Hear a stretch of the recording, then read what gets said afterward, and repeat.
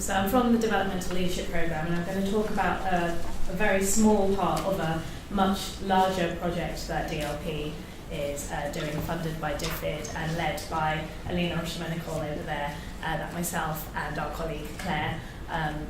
is working on as well, that looks at service delivery and social stability in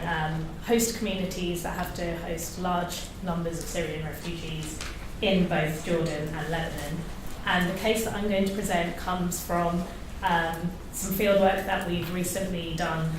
in Lebanon. We've just done our first phase of fieldwork there. So as kind of a bit of a background to the project more generally, given the Syrian refugee crisis and the large influx of refugees across more proximate borders to Lebanon and Jordan, the UK Department for International Development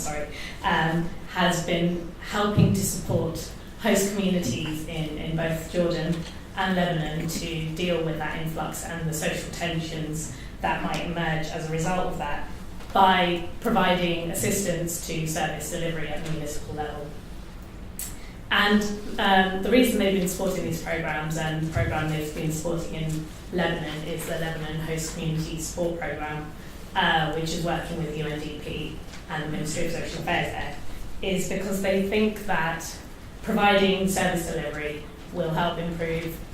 the legitimacy of the state and also reduce social tensions and promote social stability as a result. Now, despite this assumption, there's not actually a huge amount of evidence that providing social services will necessarily improve social stability or reduce social tensions, and certainly it's clear that the link between these two factors is definitely not linear. So the larger project that we're working on is helping to test these assumptions and build up the evidence for the relationship between social stability, service delivery, legitimacy, and social tensions. So we've had two strands to the project. The first is to build up this body of evidence, and the second, which Alina had been doing fieldwork on, is to, in sort of informed programming, look at how donors can work in sort of politically savvy ways in rapidly changing contexts and understand political context when they're changing at such speed. So the larger project, and I don't have time to talk about that in a lot of detail right now, has had some mixed outcomes, but what we found in the fieldwork at the municipal level is there is a particular element of this programme which is a very, very tiny part of the wider Lebanon Host Community Support Programme called Mechanisms for Social Stability, that despite being such a tiny part of the programme, having very little funding relative to the rest of the programme, has had some really interesting impact on reducing social tensions. And there's been some really strong findings that stand out in how tensions have reduced as a result of this particular element of the programme. So just by way of a little bit of background to the state in Lebanon, even prior to the Syrian refugee crisis, generally people's expectations of the central government in Lebanon, given that it has been traditionally very weak in providing social services,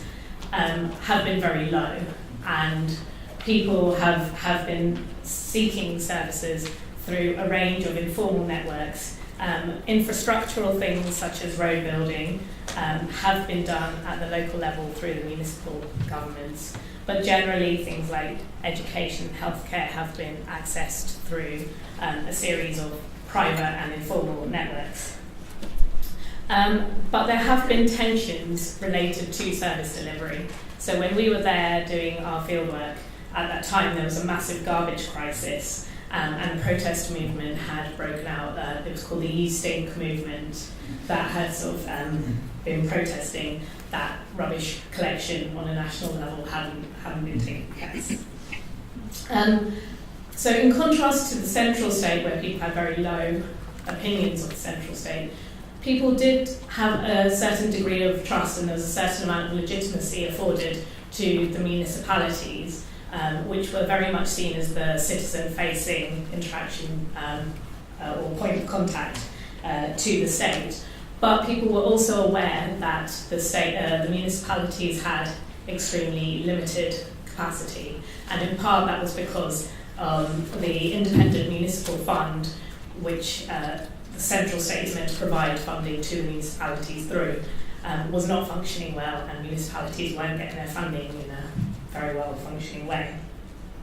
So the Lebanon Host Community Support Programme was supporting municipalities to provide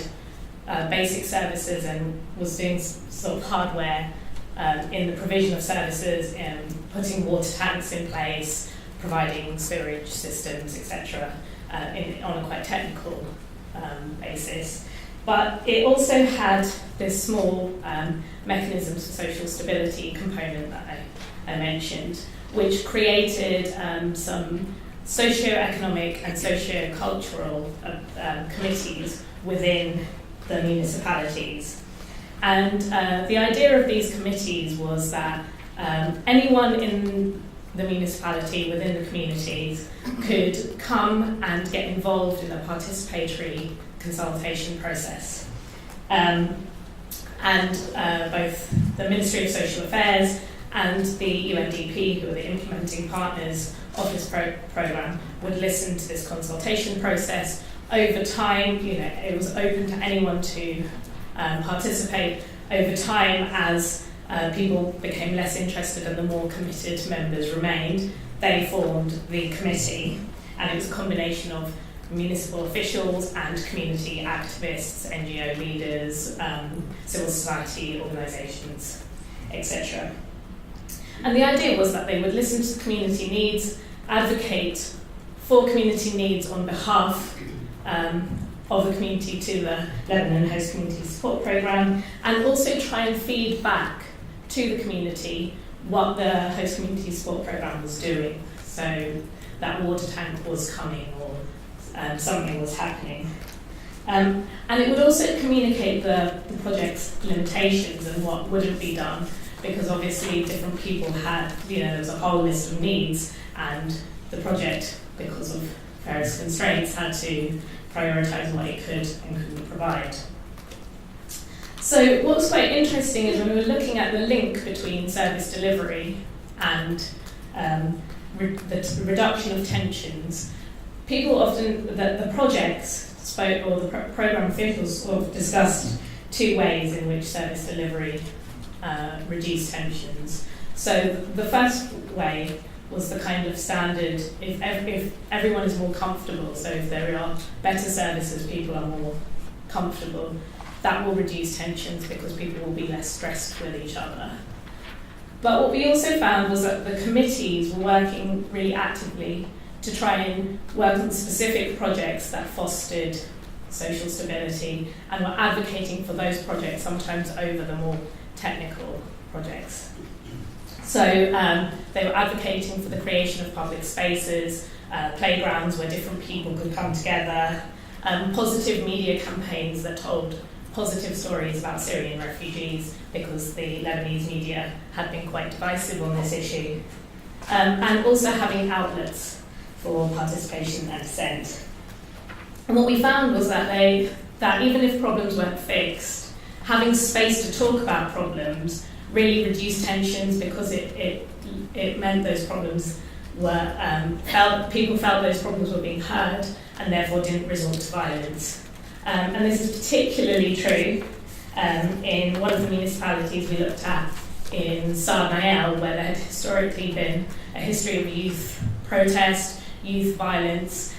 which had increased as a result of Syrian refugees coming, and now through the committees they'd advocated for more youth groups to be created, and there were places for youth to talk about their problems, meet with each other, understand each other. And now, even though the problems they had of unemployment and the kind of economic crisis was still there, they were talking about the problems rather than fighting about the problems. So overall, this was an example of kind of positive Deviance, but just wanted to end on a couple of issues that we saw where maybe we need to be a bit careful about how far we frame this as positive and the potential unintended consequences that might arise. So the one issue that we saw, that a positive thing, was that municipalities were increasingly being trusted to listen to community needs and resolve tensions on their own, and they were even able to go to donors directly and advocate for their needs. But there was a danger that the expectations people then had of the municipalities could outpace its capacity. So we saw people were also turning to municipalities, especially the economic committees, for their livelihood problems and trying to solve the economic crisis, which was obviously beyond the capacity of what the municipalities could do. And we also saw that among different municipalities, there was a sort of difference in quality, which was creating kind of inter-municipality tensions because it relied a lot on how good the committees were. So those are kind of things that sometimes when you have sort of positive deviance, it relies on the quality of particular individuals, which isn't necessarily something that can be replicated everywhere. So I think my time's up now as well.